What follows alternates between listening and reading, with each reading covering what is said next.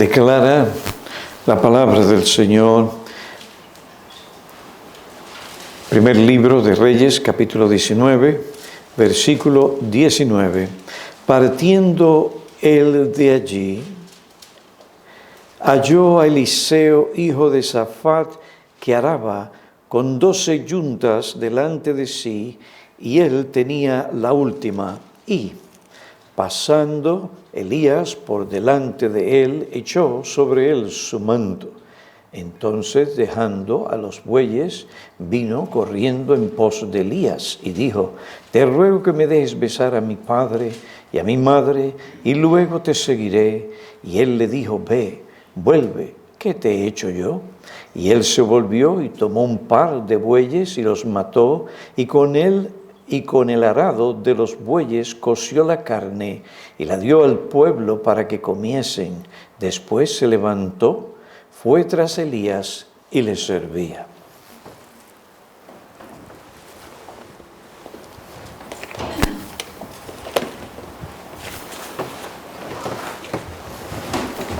Vamos a tener un momento de oración. Oh Padre Dios nuestro, te alabamos y te damos gracias por tu bondad, por tu amor, por tu paciencia y por la sangre del Señor Jesucristo que nos limpia de todo pecado. Te damos gracias por tu obra y en esta mañana danos el corazón para recibir tu palabra, para entender y ver sus implicaciones y aplicaciones en lo que atañe a nuestras vidas delante de ti, en este momento de la historia de la redención en que tú nos has colocado. Ven, continúa fortaleciendo a tu pueblo, su fe, su esperanza, y así podamos servirte hoy. Mira a tu siervo, ten misericordia de él, y que palabras vengan del cielo para tu pueblo. Te pedimos estas misericordias en el nombre de aquel que se entregó por nosotros, y en sus méritos te lo rogamos. Amén. Amén. Amén.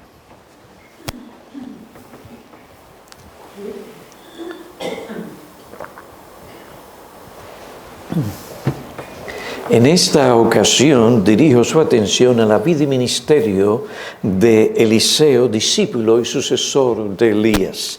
Eliseo recibió su llamado al oficio profético en un tiempo tenebroso y difícil en Israel.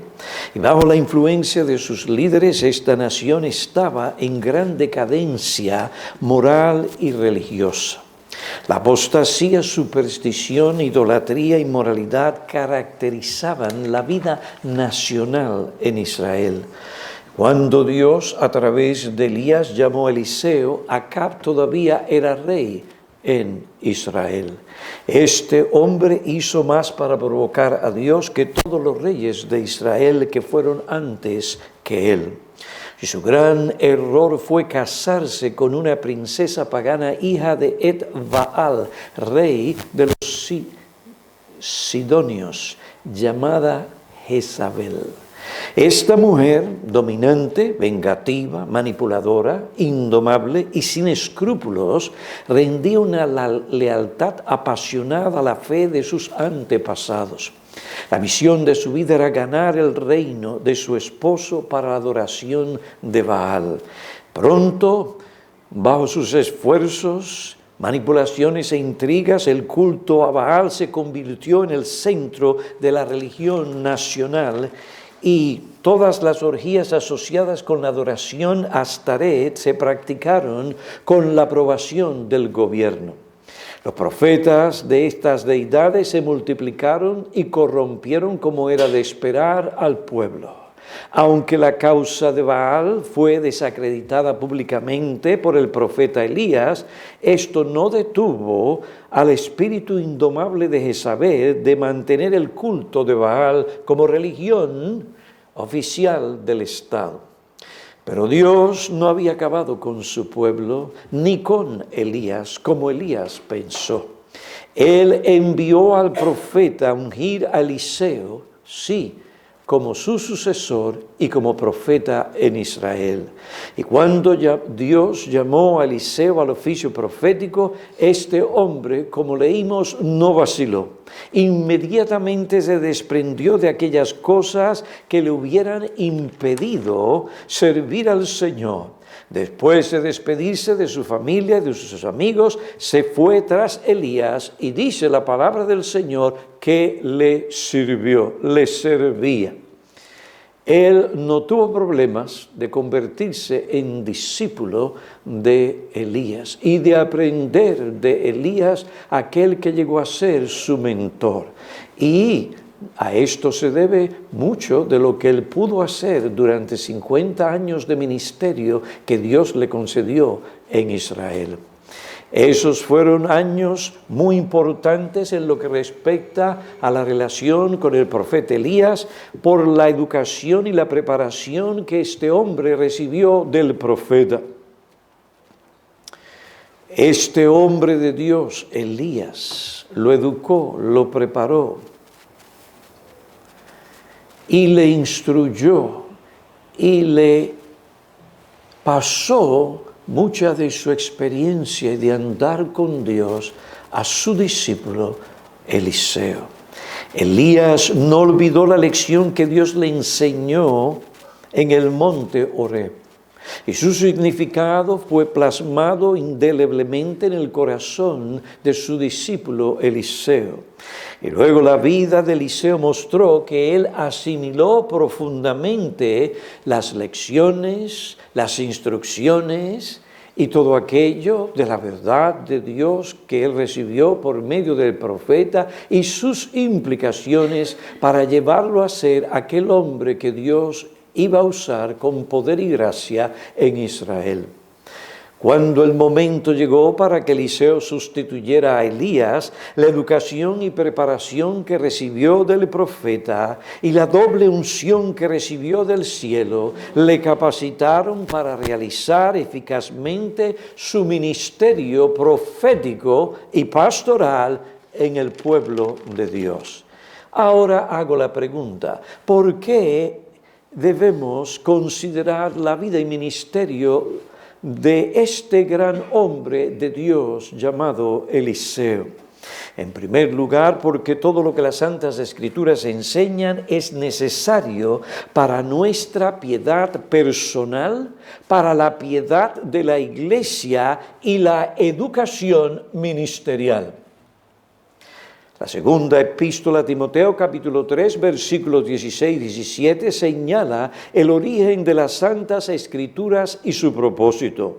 Y allí dice, toda la Escritura es inspirada por Dios y útil para enseñar, para reprender, para corregir, para instruir en justicia, a fin de que el hombre de Dios, refiriéndose particularmente al ministro, aquel llamado a la posición de pastor, a fin de que el hombre de Dios sea maduro, perfecto, equipado con todo lo que necesita para hacer la obra que Dios le llamó a hacer, no solo como creyente cristiano, sino especialmente según su llamado, como ministro del Evangelio de Cristo.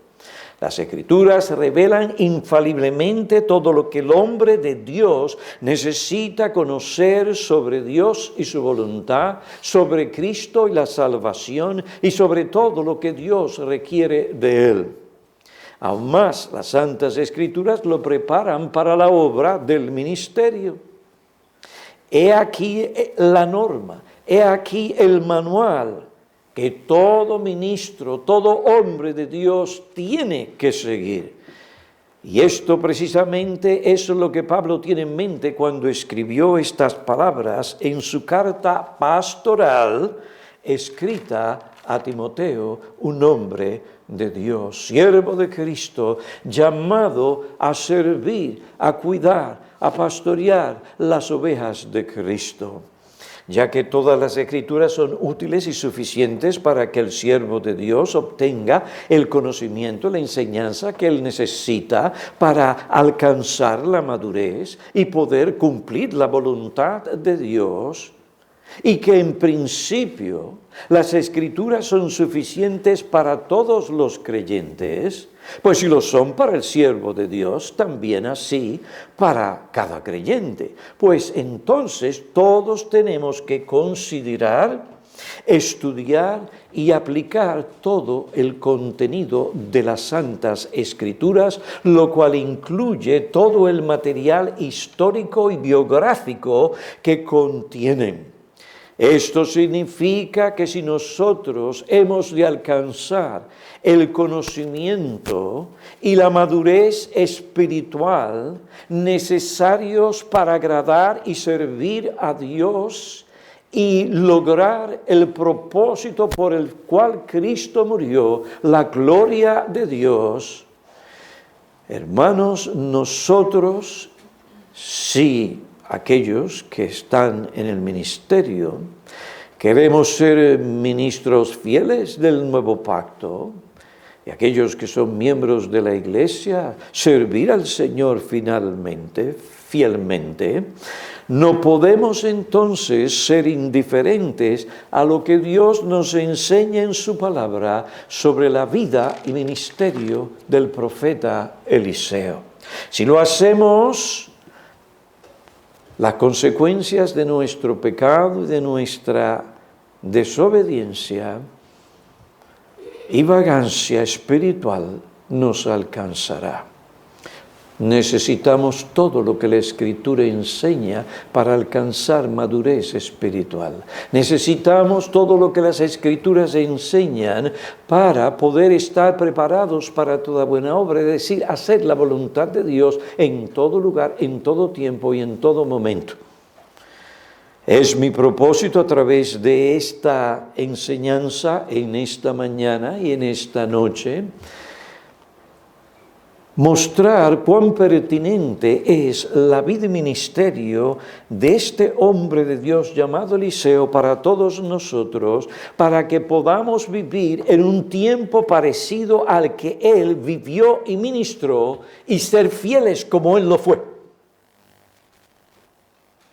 Él, como otros, nunca doblaron sus rodillas delante de Baal. No importa la situación en que estuvieran. No importa la apostasía, no importa el desvío, no importa la depravación, la maldad, la injusticia, la abundancia de profetas falsos. Ellos permanecieron fieles a Dios.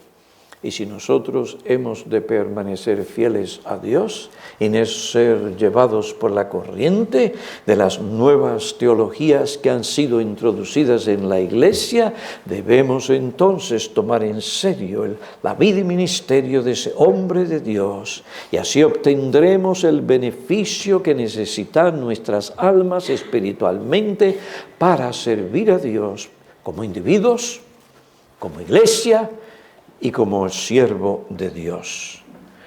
Ahora bien, debemos considerar la vida y ministerio de Eliseo no por el beneficio que obtendremos, como ya expliqué, sino también por la alegría y la alabanza que producirá en nosotros la contemplación de las obras maravillosas de Dios que Él ha hecho para lograr su propósito salvador, o pudiéramos decir su propósito o plan de redención. Es el deber de cada creyente buscar y considerar las obras del Señor para alabar a Dios, para deleitarse en las obras maravillosas de Dios en el pasado como en el presente. El Salmo 111, versículo 2 declara: grandes son las obras del Señor, buscadas por todos los que se deleitan en ellas. Ya que la obra más grande de Dios no es su obra de creación, providencia, sino redención, nosotros los creyentes debemos considerar con cuidado la historia de la redención. Y si lo hacemos, vamos a poder ver la obra maravillosa que Dios en Cristo ha estado realizando desde el huerto del Edén hasta el día de hoy. Y todo esto para salvar a su pueblo y para cumplir sus promesas y para que todo esto redunde, claro está, para la gloria de Dios.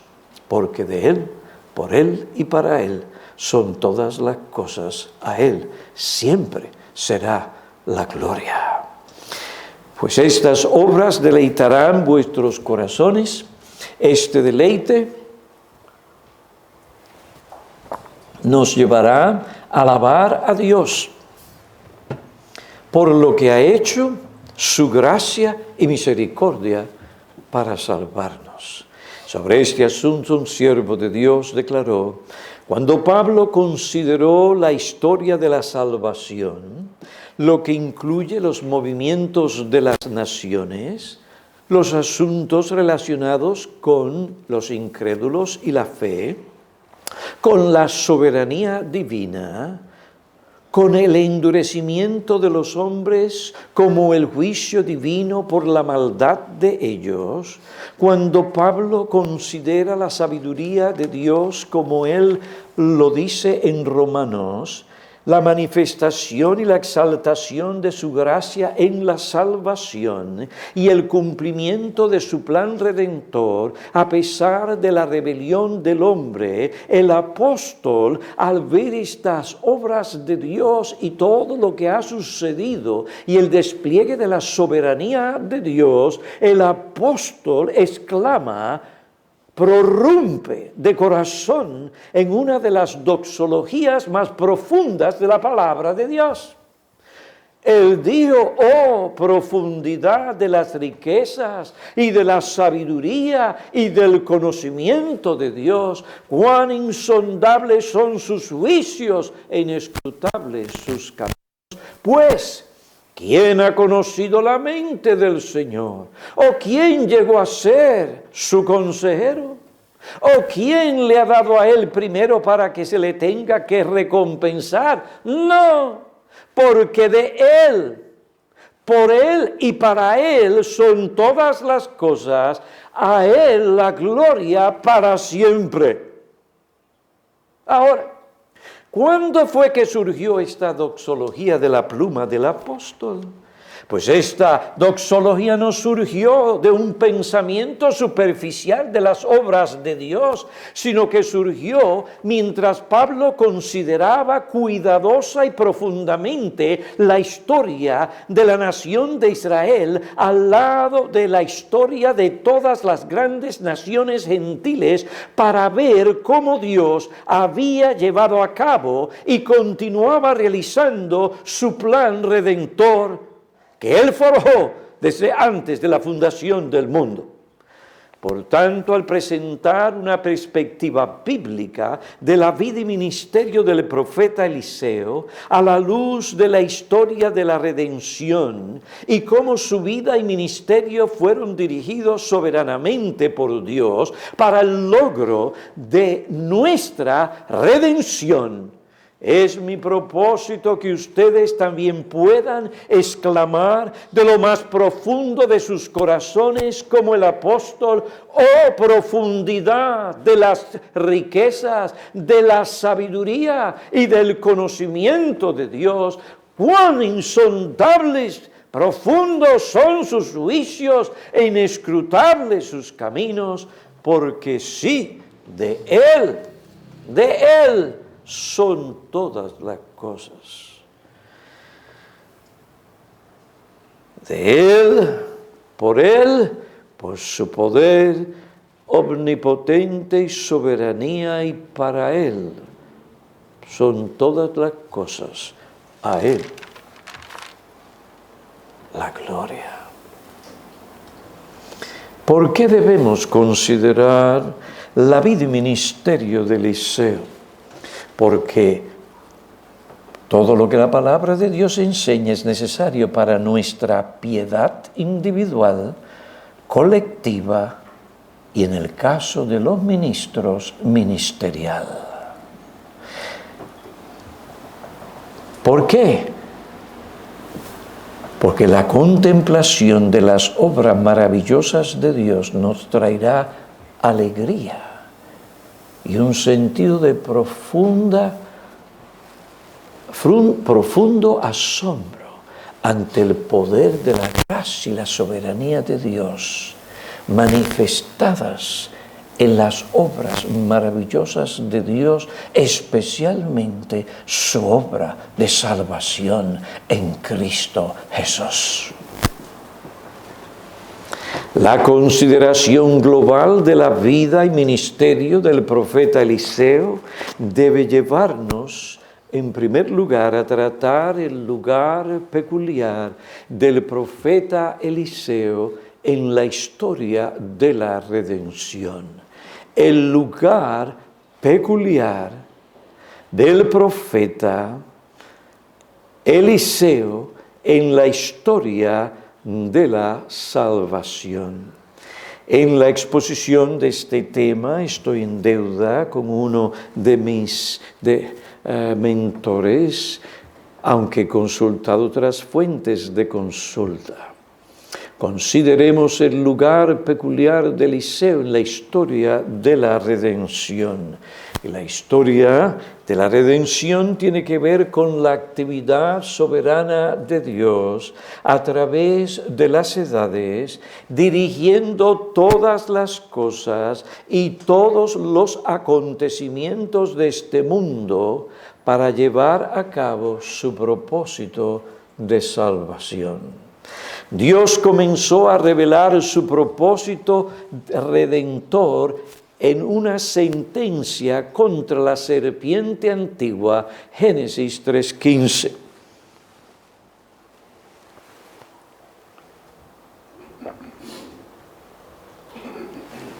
Según el Nuevo Testamento, la figura detrás de la serpiente era Satanás. Romanos 16:20, Apocalipsis 12:9 y Apocalipsis 20, versículo 2. Estos pasajes bíblicos confirman esta previa declaración. Este ángel caído usó la serpiente como un instrumento para introducir el pecado en la historia humana. Y una vez que el hombre pecó, su pecado trajo la muerte y la maldición sobre toda la raza humana. Cuando Dios pronuncia su sentencia contra la serpiente, Él dio la primera profecía sobre su plan redentor. En la misma maldición pronunciada en contra de la serpiente. Y Dios le dijo a la serpiente: y pondré enemistad entre ti y la mujer, y entre tu simiente y su simiente, y él te herirá en la cabeza, diablo, y tú le herirás en el calcañar, en la cruz. Aunque esta forma de hablar es alegórica, predice ante todo el triunfo final de Cristo sobre Satanás, el pecado y la muerte. Gálatas 3, versículos 16 y 19 nos enseña que Jesucristo es la simiente que aplastaría la serpiente. Él aparecería para destruir a Satanás, sus obras y el reino de este infame ser infernal. Ahora, en un sentido secundario, la simiente de la mujer incluye todas aquellas personas que Dios por su gracia salvaría a través de Cristo.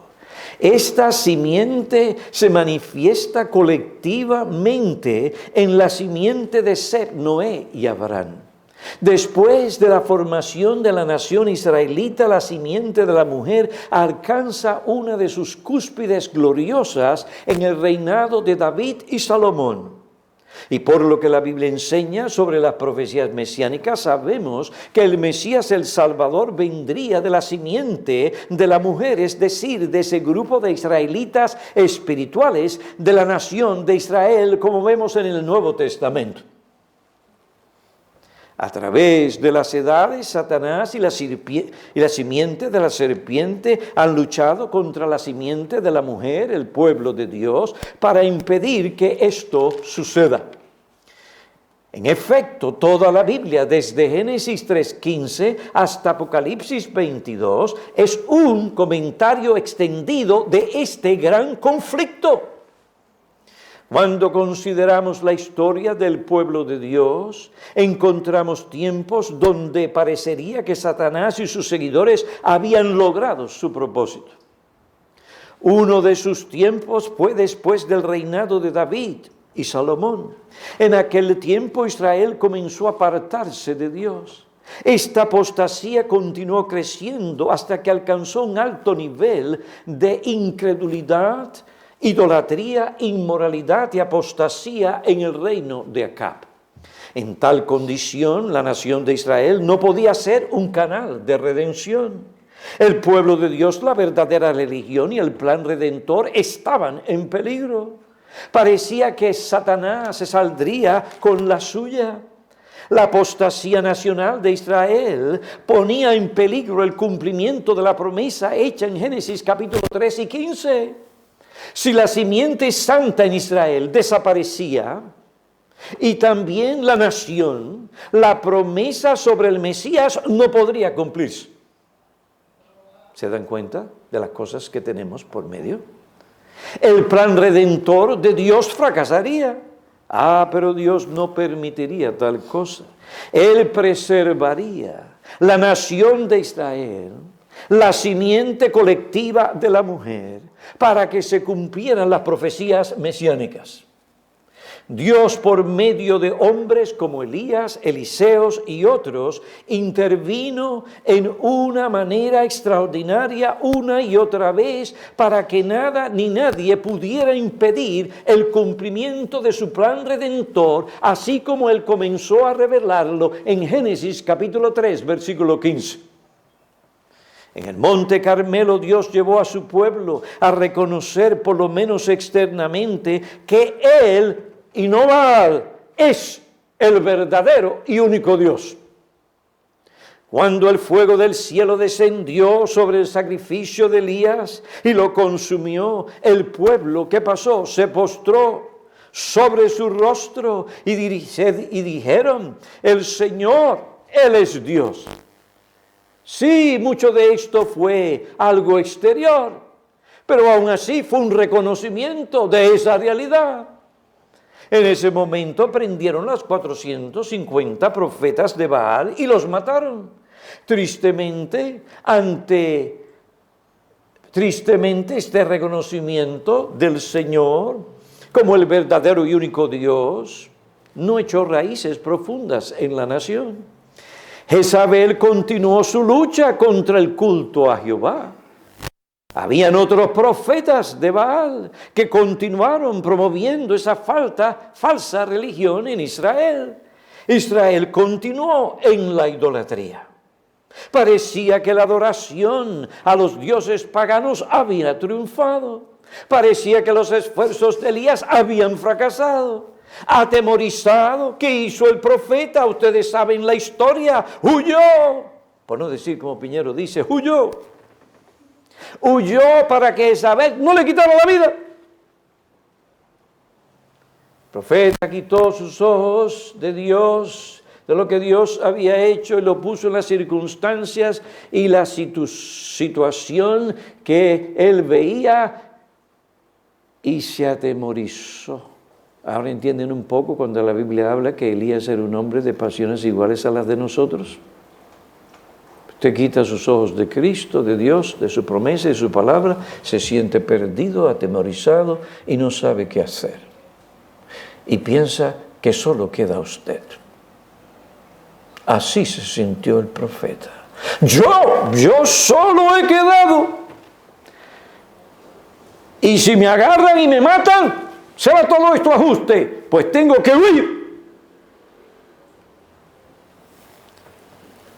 Fue y se refugió en una cabaña, en una cueva. Repito, fue y se refugió en una cueva. El mismo profeta pensó que el culto al Señor había desaparecido, que las fuerzas del mal habían triunfado. Entonces, Dios, ¿qué hizo? Se manifestó a Elías. Y Dios lo hizo tan amorosamente, tan compasivamente. Dios se manifestó a Elías en aquel lugar en el que él se había refugiado.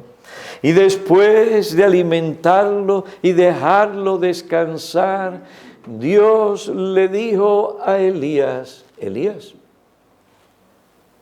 ¿qué haces aquí?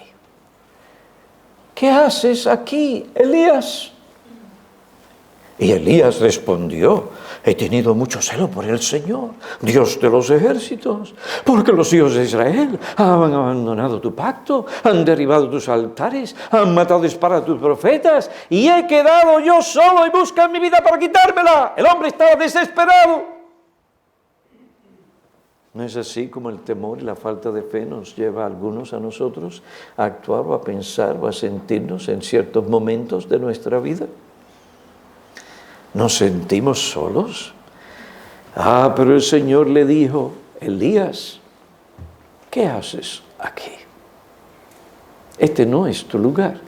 Yo no he terminado contigo.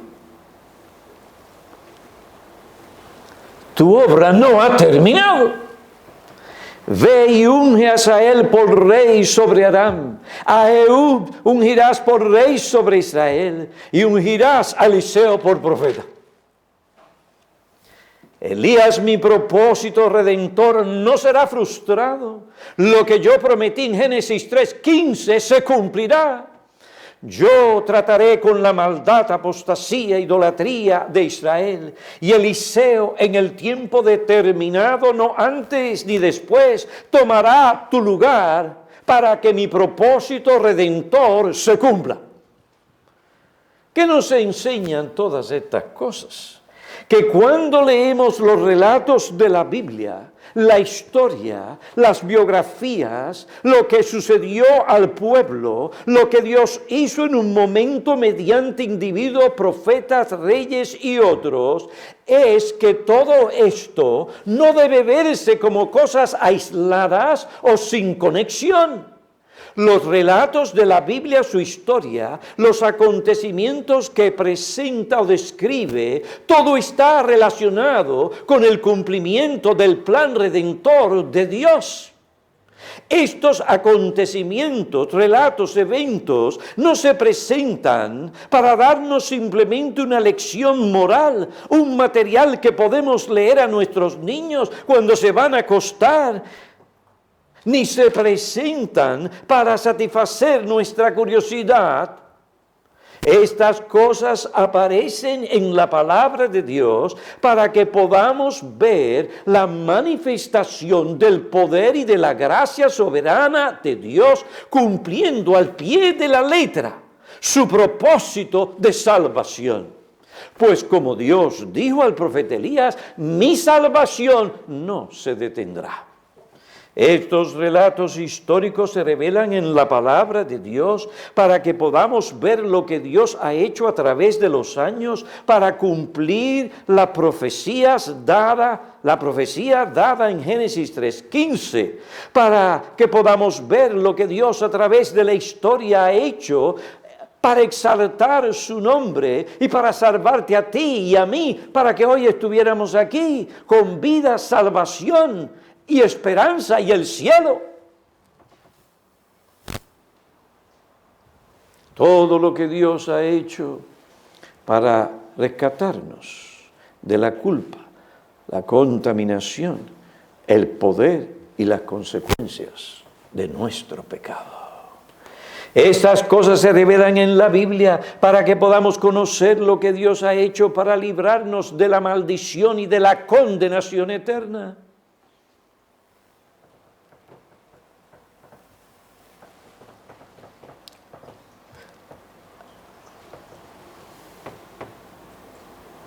Sí, el propósito de Satanás no se lograría, el propósito de Dios sí. La simiente de la mujer heriría la cabeza de la serpiente con un golpe mortal para nuestra salvación. El diablo engañó a la mujer y a través de esta vía logró desviar y arruinar al hombre. Pero Dios, a través de la simiente de la mujer, destruiría las obras del diablo. Y esto fue lo que sucedió.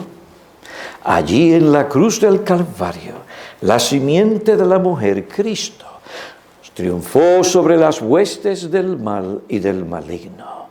Todo esto se logró según el plan eterno, redentor de Dios.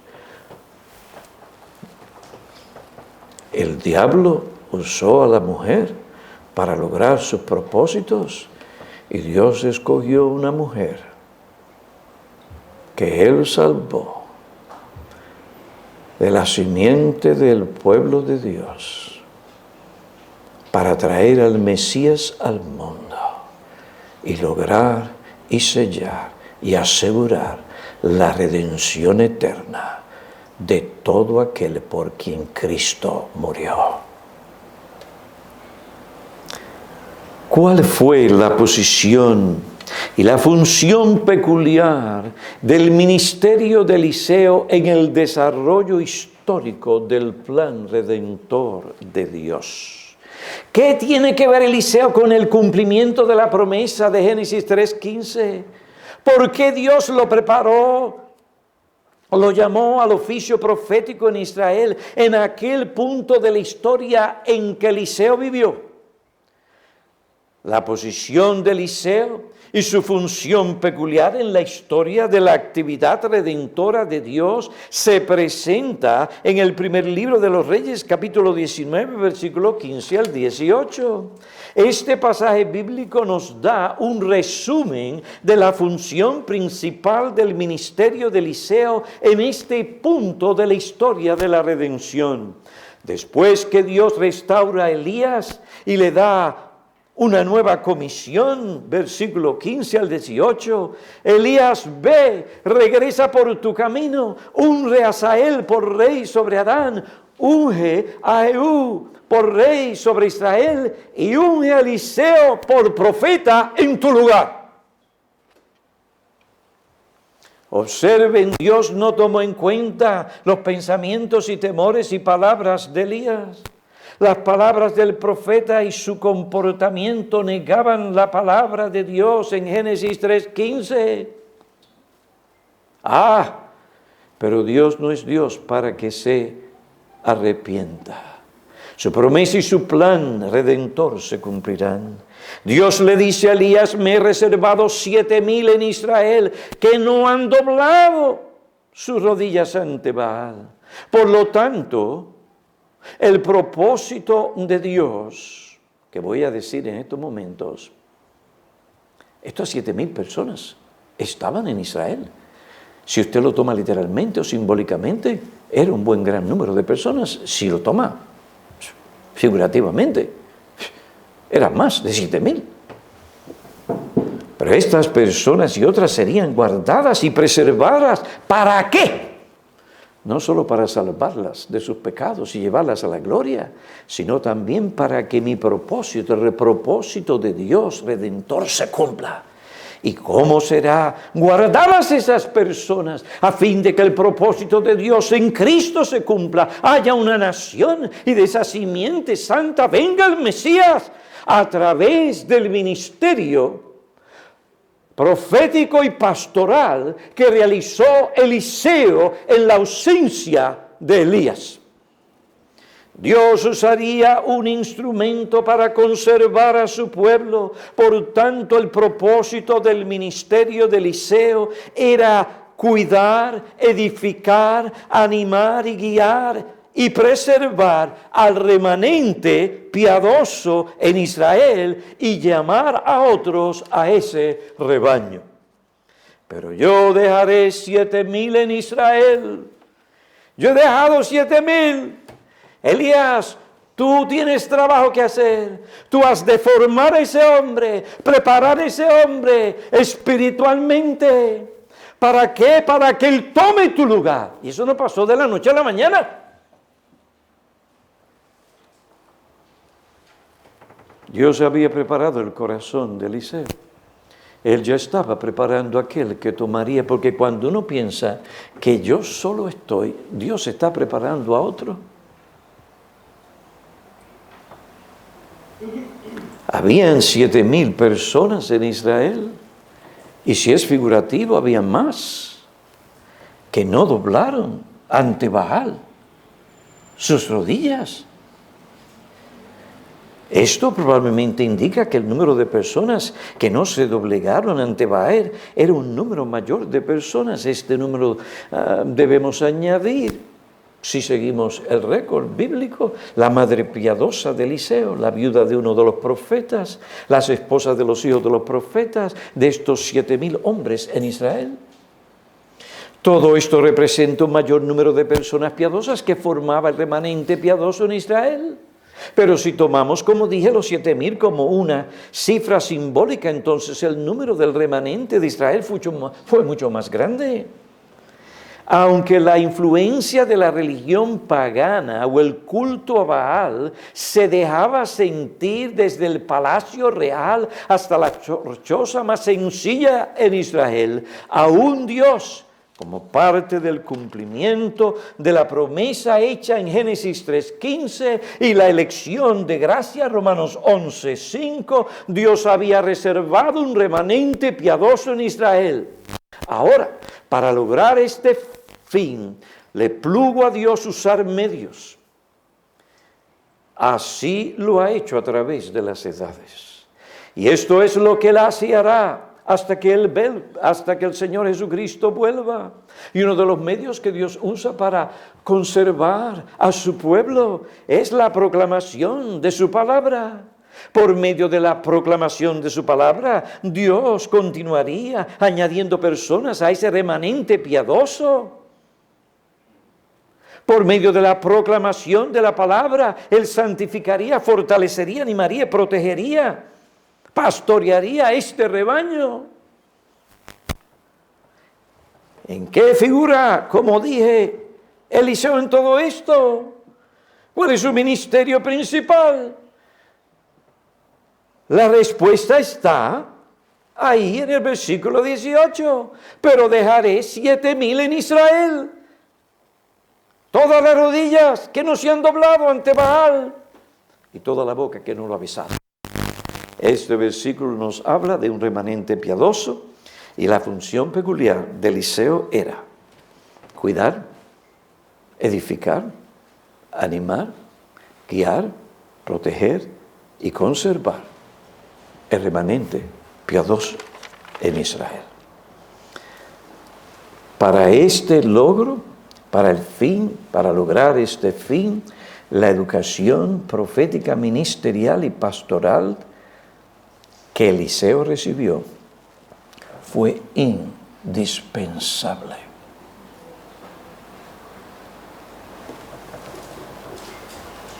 Elías, déjate de cuentos, ocupa tu oficio, no pierdas más tiempo. Ve y une a Eliseo, edúcalo, prepáralo, anímalo para que ocupe tu lugar.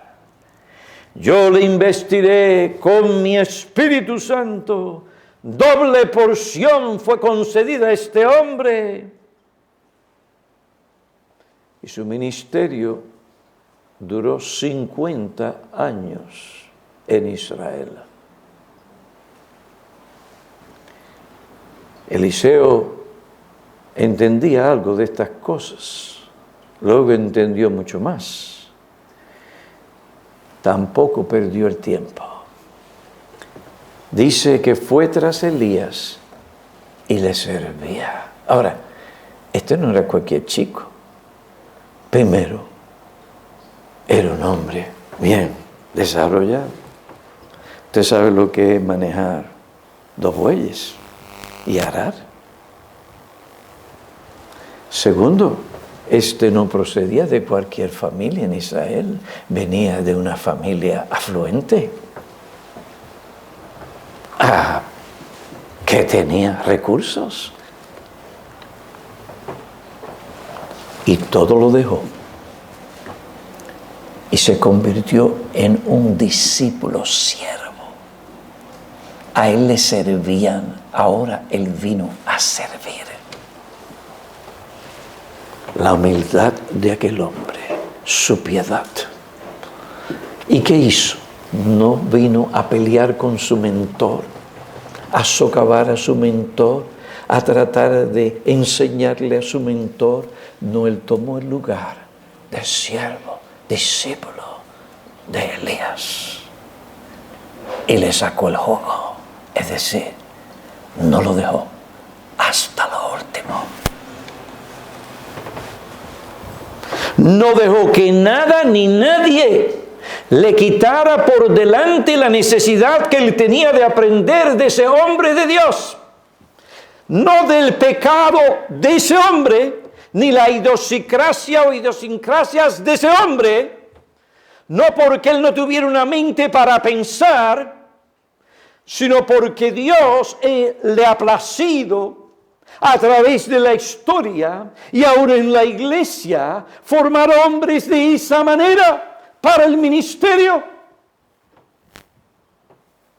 Y aquellos que han ocupado su lugar y han aprendido de aquellos que han ido antes de ellos, dejando esa estela de testimonio, de enseñanza y de comunión con Dios y de vida piadosa y del conocimiento sobre todo de la palabra de Dios.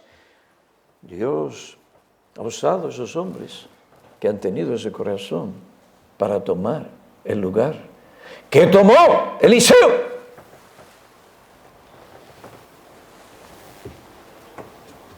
No fue una pérdida de tiempo.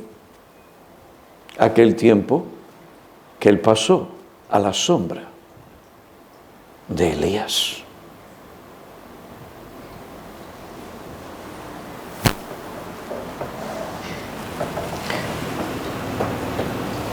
A pesar de la apostasía de la nación, Dios había reservado un remanente conforme a la elección de su gracia, que le servía con fidelidad. Y cuando esto sucede, Dios siempre tiene un hombre o a hombres para cuidar, pastorear, animar, edificar, santificar a su pueblo. Pero ¿qué le dice la divina respuesta? Me he reservado 7,000 que no han doblado la rodilla a Baal. Si este remanente piadoso dejaba de existir en Israel, Génesis 3:15, la profecía relacionada con la promesa sobre el Mesías no se cumpliría, pero se han cumplido. Ahora bien,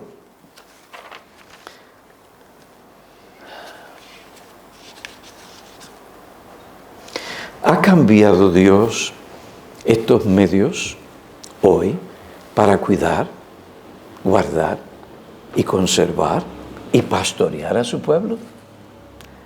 No, Él no ha cambiado. Él prometió dar pastores a su iglesia. Génesis, no, Jeremías 3:15. Y daré pastores según mi corazón que pastorearán a mis ovejas con conocimiento, inteligencia y sabiduría. Él prometió dar pastores que proclamen su palabra, que pastoreen a su pueblo. Y para cumplir esta promesa, el Cristo exaltado que hizo, que ha hecho y que sigue haciendo, Él sigue dando pastores a su iglesia. Efesios capítulo 4, versículo 11. Él los prepara, los llama, los capacita para pastorear a su pueblo. Hechos 20:28. Tened cuidado de vosotros, le dice Pablo. He aquí el mentor de estos hombres. Por 3 años estuve con ustedes, exhortándoles, instruyéndoles, amonestándoles. Y les dice ahora, tened cuidado de vosotros y de toda la grey, en medio del cual el Espíritu Santo os ha hecho obispos para pastorear la iglesia de Dios, la cual Él compró con su preciosa sangre. Un pastor no puede ministrar a otros si no está cuidando su propio corazón, conciencia y su caminar con Dios y sobre todo su corazón a la luz de lo que enseña la palabra de Dios. Y dando muerte a su propio pecado. De ahí que Pablo le dice a estos hombres, tened cuidado de vosotros, porque si ustedes no son cuidadosos de vosotros, entonces no podréis cuidar la grey, mi rebaño, aquella por la cual Cristo vertió su propia sangre. Segunda Timoteo 2:2, y lo que has oído de mí en la presencia de muchos testigos, Timoteo, eso encarga a hombres fieles que sean idóneos para enseñar a otros.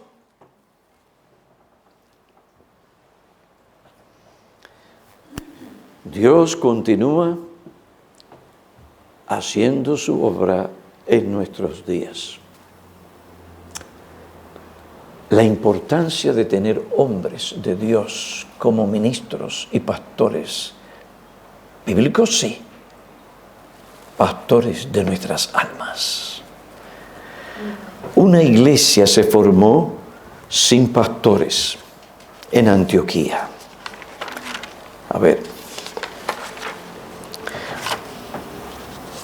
Y una vez que la iglesia en Jerusalén se enteró, ¿qué hizo? Allá ellos, son una iglesia. Bien, no. Enviaron a Bernabé, un hombre de Dios, a atenderla.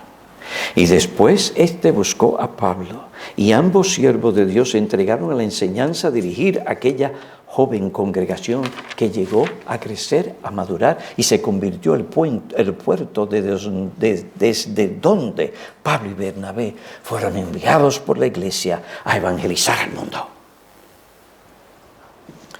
La importancia y necesidad de un ministerio pastoral bíblico en la iglesia se ve también en las palabras de Pablo a Tito: por esta causa te dejé en Creta para que corrigieses lo deficiente.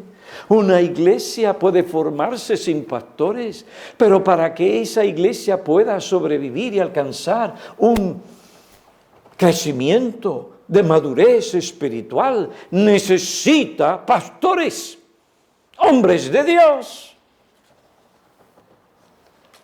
Y eso es lo que Cristo continúa dando, no importa las circunstancias en las que el mundo se encuentre. Dios os ha dado un hombre que os ama, un pastor. ¿Qué dice esto? Esto dice que Dios todavía está en el asunto de cumplir Génesis 3:15. ¿Qué sois ustedes en todo este asunto, en esta historia de la redención? Ustedes son el fruto de la aflicción de Cristo. Ustedes son el cumplimiento en parte de la promesa de Génesis 3:15. En el Calvario, Cristo venció a la serpiente.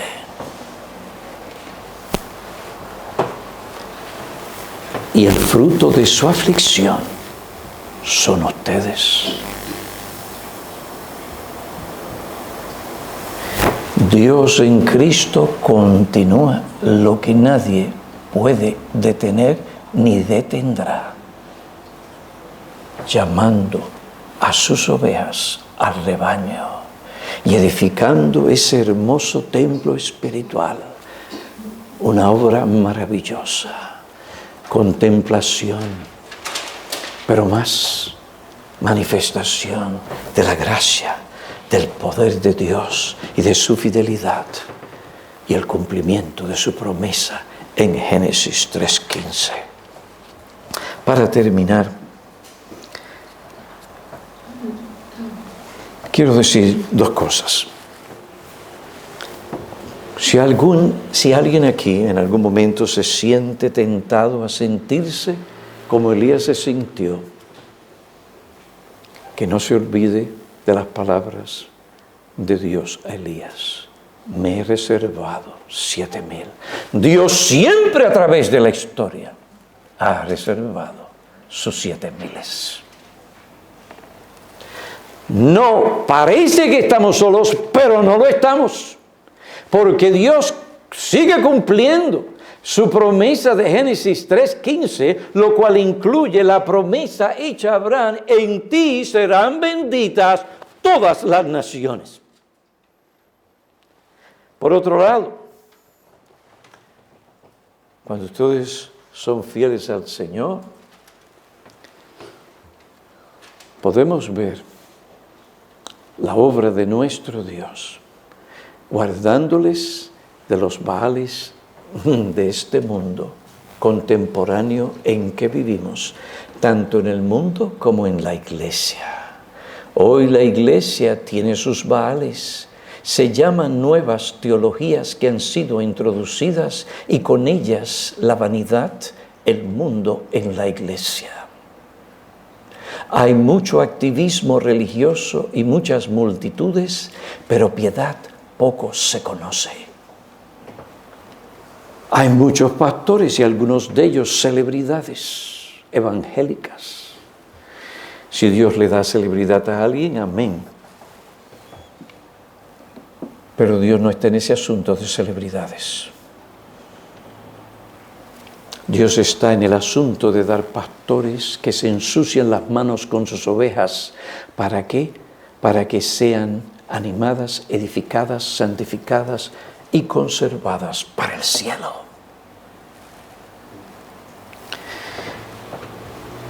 Me he reservado 7,000.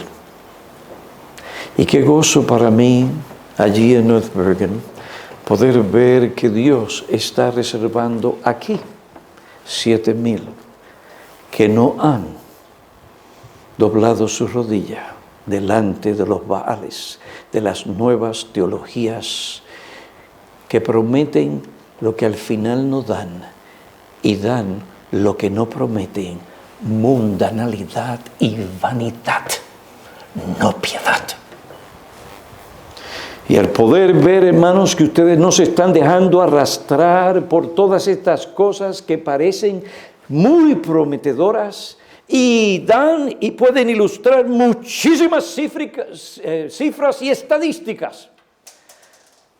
Poder ver y pensar que allí en Málaga, desde hace 20 y pico de años, Dios levantó una iglesia que se ha mantenido firme en aquella verdad que según la piedad, eso debe animar y animará a cualquier hombre de Dios y cualquier otra iglesia, no importa el lugar que se encuentre en el mundo. Es una señal de que Dios continúa aún en España, donde es más difícil que en muchos otros lugares. Todavía yo tengo un pueblo. Y voy a llamar a ese pueblo. Y las ovejas de Cristo vendrán a Cristo. Cuando se proclama todo el consejo de Dios, por supuesto, se va a evangelizar las almas para Cristo. Continúe evangelizando. Aunque no vean fruto, Dios honrará vuestros esfuerzos. Mientras ustedes siguen orando, enseñando y cultivando. Y quién sabe usted si usted es el que Dios está usando, padre y madre, para aquel Eliseo, en aquel momento tan importante de la iglesia, en el cual aparecerá cuando parecía que no había más nadie. Dios allí, en aquel lugar de aquel campo, mientras aquel hombre araba y dirigía aquella yunta de bueyes, estaba preparando un hombre que tomara el lugar de Elías para el logro del propósito redentor de Dios. Ustedes ven, 7,000 ante toda esa multitud era casi nada, un pelín. Para Dios era todo. Era su posesión preciosa. Y entre ellos, hombres como Eliseo, los hijos de los profetas. Hermanos, continúen adelante. Sostengan todo el consejo de Dios. Todo el consejo de Dios. La verdad aplicada a la conciencia, al corazón, a todo aspecto de la vida. Eso producirá piedad. Y Dios honra la piedad, porque revela su carácter, su santidad, su hermosura, su pureza, su obra de redención en Cristo. Con esto termino. Hace unos años atrás yo pensaba, ¿quién ha de tomar mi lugar? O el lugar de aquellos que en ese momento pastoreábamos. Yo sabía que por mi edad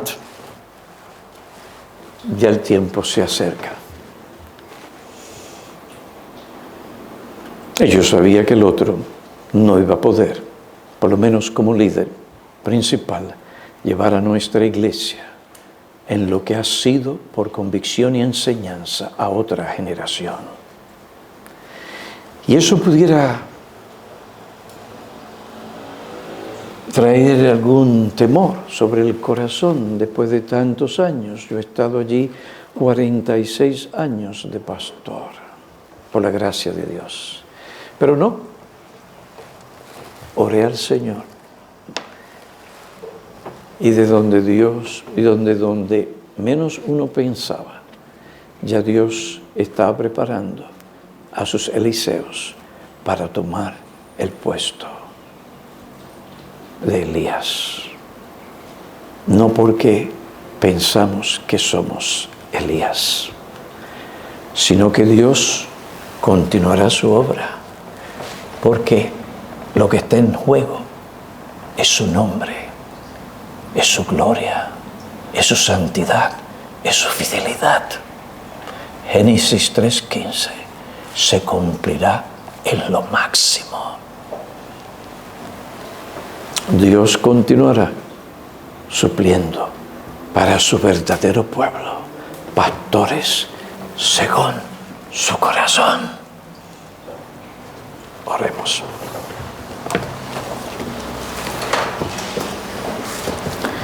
Oh Dios, te damos gracias por la obra que tú continúas haciendo, aun cuando el mundo no nos conoce o nos rechaza, tal vez por nuestros números. Pero sabemos, oh Dios, que tú has estado con tu pueblo a través de las generaciones, que tú todavía guardas los 7,000 hablando simbólicamente, que no han doblado sus rodillas ante Baal.